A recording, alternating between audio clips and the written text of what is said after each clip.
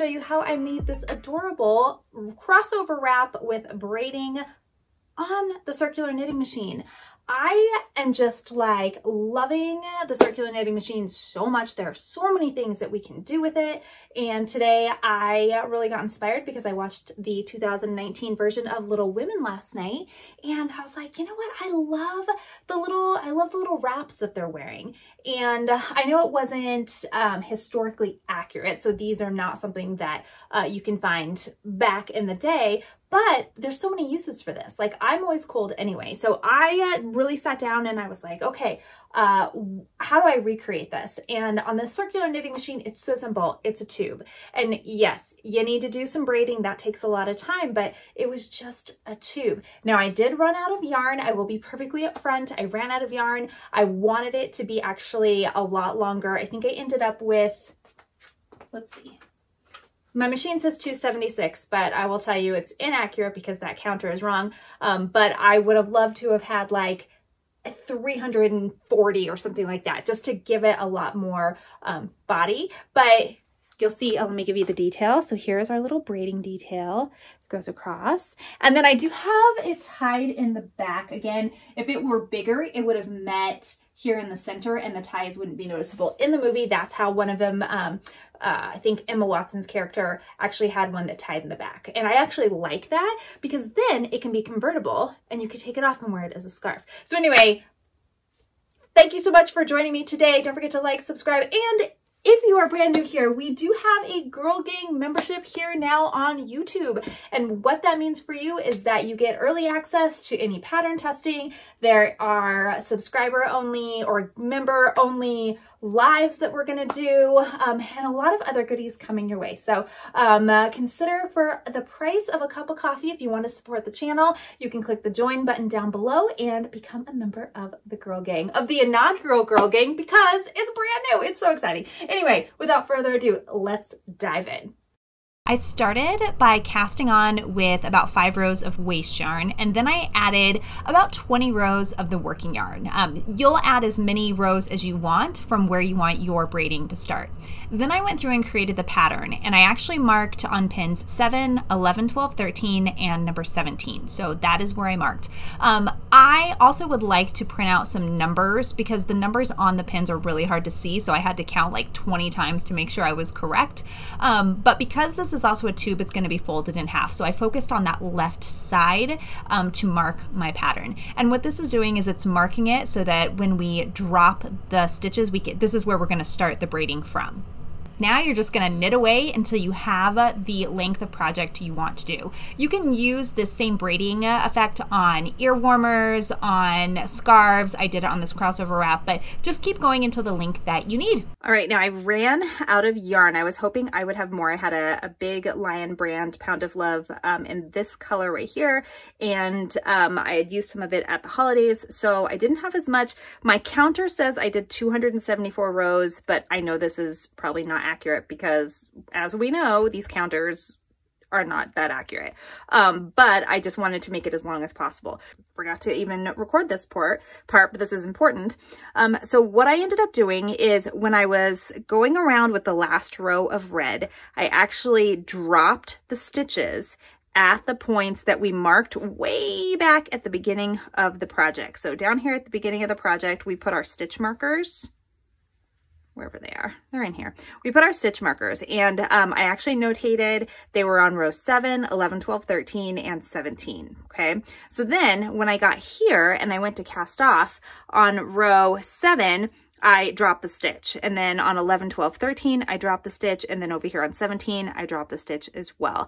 And the reason for that is we are going to create a braiding effect. We're going to do a big braid with 3 stitches. We're going to do a small braid over here with a single stitch, and we're going to do a small braid over here as well. And that's going to be the front of the wrap. Now, we're not gonna drop all these stitches right now. We're just gonna cast off, because if I were to braid this right now, you're gonna have the braiding on the purl side, and we don't want that. We want the braiding on the outside, so we do need to take it off of the machine. So we're just gonna cast right off.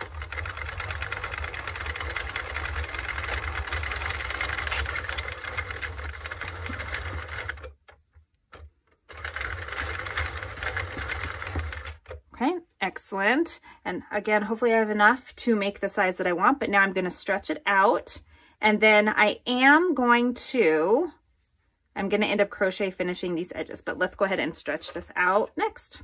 All right, so here we are inside out. I'm actually going to, and you'll see that the stitch markers are on the inside. That's going to be okay as long as we don't crochet this closed, which we are not going to do until we are done with the stitches anyway. So we are going to pull the tube right side out and we are going to give her a nice little stretch.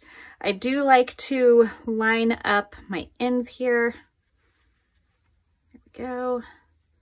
Let's close that up there this way. And just gonna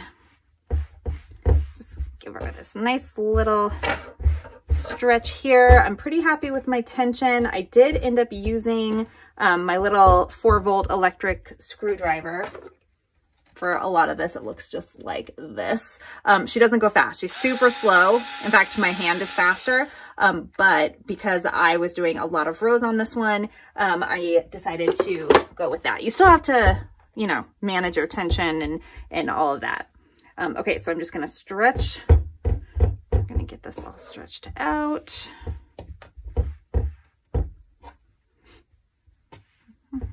This yarn, by the way, I had 0 dropped stitches, 0, if you can believe that. 0 dropped, 0 tucked. So I really, really love the Lion Brand Pound of Love. I have great luck with that yarn. I buy it every time it's on sale. Also, you get a nice big giant skein, a pound, which again, I thought would be enough for this, but unfortunately it wasn't. Okay, so now we're nice and stretched out. And it's funny when I see these colors together, I'm like, oh, Gryffindor. I am not a Gryffindor, by the way. If you can guess my Harry Potter house, I'll give you, that's a nice little quiz of the day. Which Harry Potter house are you? And which Harry Potter house do you think I am? And I'll let you know in the comments. Although you can probably guess. Okay, so now we're all stretched out. Next thing we want to do is we want to release our stitches. Okay, so we're coming around up here. Let me see. And I may want to finish this side. Let me think, is this the side? No, this is the side that, I'm like, where are my, oh, they're on this side. Okay, so I don't want to finish that side. Feel like I definitely need to finish this just so that I don't lose any of the rest of them.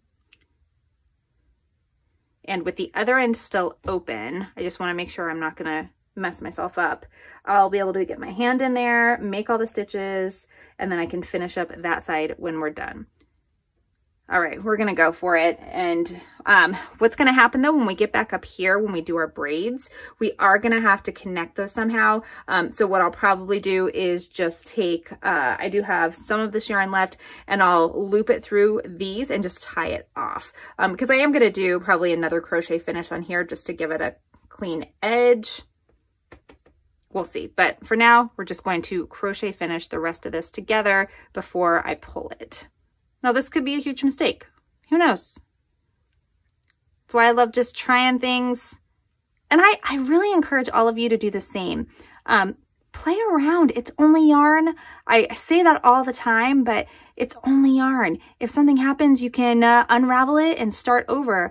Let me tell you how many times I've done that. I can't even count. Because I think that that's how we get great at things, is you have to make mistakes. You have to. All right, so making sure I get every loop. Okay, so we just need to make sure we got all of them except, okay, so good. So we can see on the side, we picked up every single stitch. On the side, we have this. So it's a little out of alignment. I kind of wanted this to be even, but I think it's actually gonna look great. Okay, so now I feel really comfortable just going through and releasing all these stitches.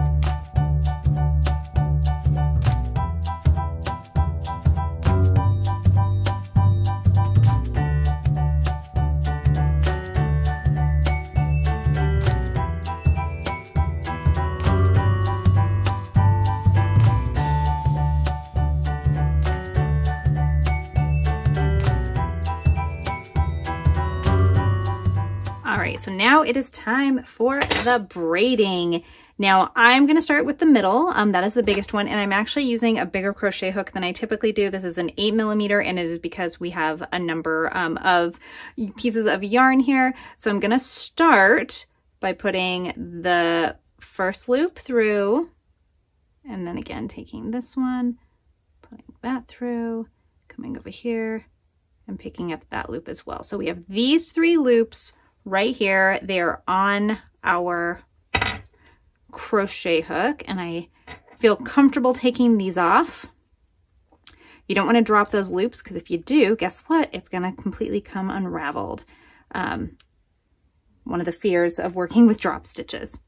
Okay, we need to make sure these are all undone all the way down. Sometimes they get a little stuck. See, and I just dropped that one. Extra dropped. Okay, let's stay here.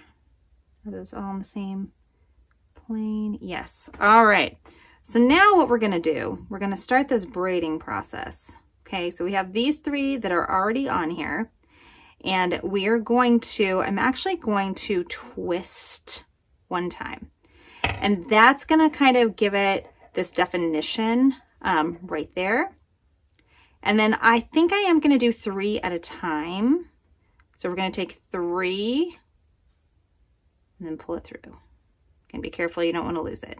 And that starts the first braid. Then we're going to continue to do this, so make sure that they're all undone and in order. You don't want them to be twisted. Take that and pull it under. Now you could also do this with just your fingers. So if you didn't have a crochet hook, you could, or a crochet hook big enough, you could just use your fingers to do this. I just prefer using the hook. Okay, so you'll see it starts to pull and make this nice little braiding effect.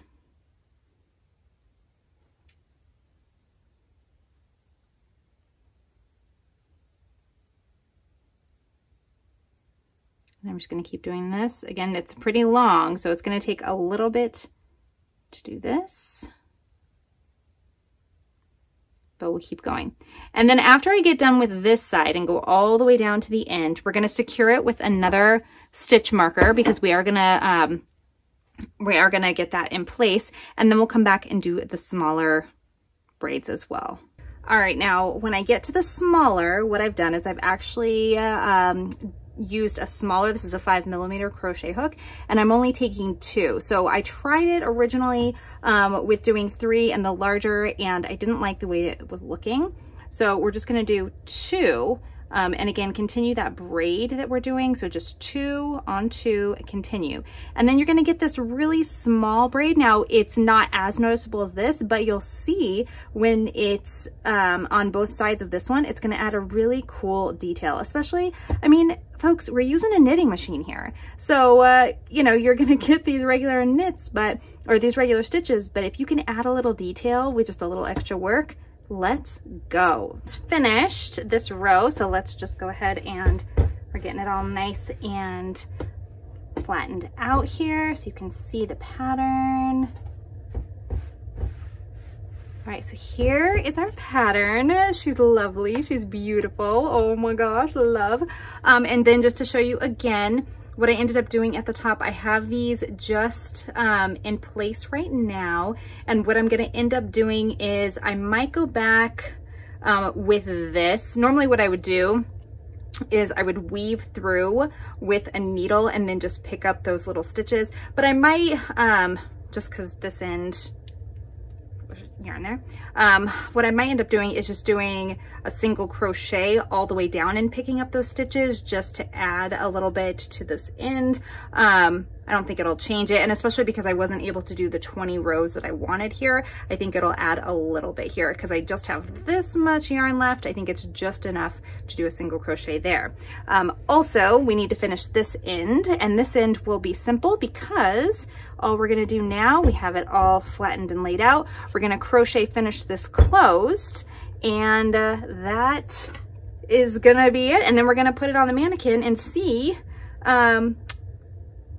how it fits and if it is in fact enough to be, I still don't even know if it's enough to be a crossover wrap yet. If not, it might just be a really pretty scarf. So again, Bob Ross, happy little accidents. It's okay. Whatever happens is okay. So we're gonna pick that up.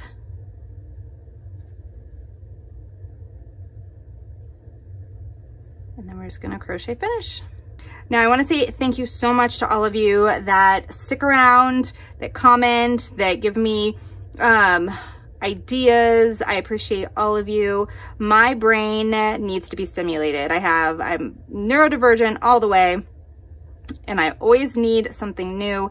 And I love, love, love being able to do all of this for all of you. So thank you so much for those of you that are either subscribers or even just watching is wonderful. I also offer memberships. This is new because we have so many followers now, which is amazing. That we can do memberships, and what that means is there's some kind of free giveaways, free benefits for being a member, and you get to be part of the inaugural Grrl Gang,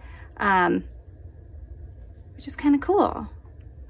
Kind of cool. Well, eventually, we will have some members only live streams, chats, that kind of thing, and some free digital downloads as well. Okay, let's make sure we got all of those. Everything is good. We got all of them. Wonderful.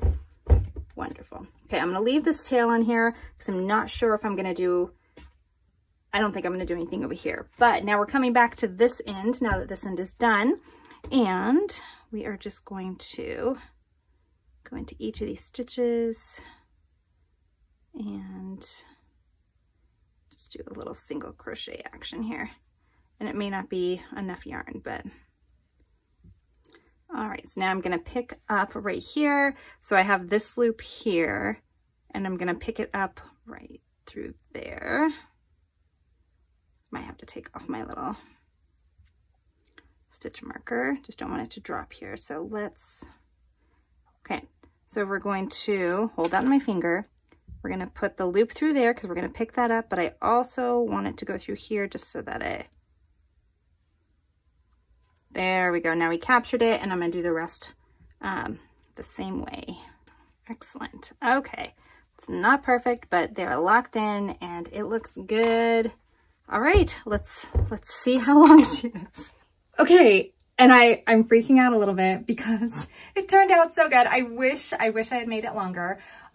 But this is what the front is gonna look like. And if I had made her a little bit longer, it would have gone all the way back here. But I had also planned on adding ties anyway. So what I'm gonna do is I'm actually going to this end and this end, I'm going to crochet. I'm gonna find a coordinating red. So obviously I don't have any more of this, but I'm gonna use a coordinating red.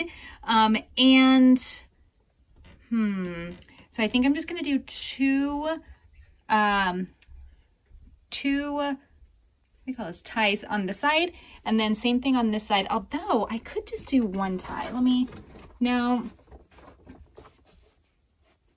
So you get to see my brain in action here, trying to troubleshoot since it's not quite long enough. So I could, and again, this is just a scarf. So what we would end up doing for this crossover wrap, I could wear it like this, and then I could have, okay, yeah, this is what we'll do. I'll add the two ties on each side. So if I wear it like this, then I can have cute little crochet ties with a tassel to tie it here. And then if I wear it just as a regular scarf, then I can tie up the ties and then they would just look like a little tassel. So that is what we are gonna do. Thank you so much, everybody. And today's question of the day is, what is your favorite yarn to use on a circular knitting machine? We all have our favorites. I love the Lion Brand Pound of Love, as you know, because that is what this is, and I have a ton of it. But let us know, what is your favorite down below. So that's it, everybody. Until next time, see ya!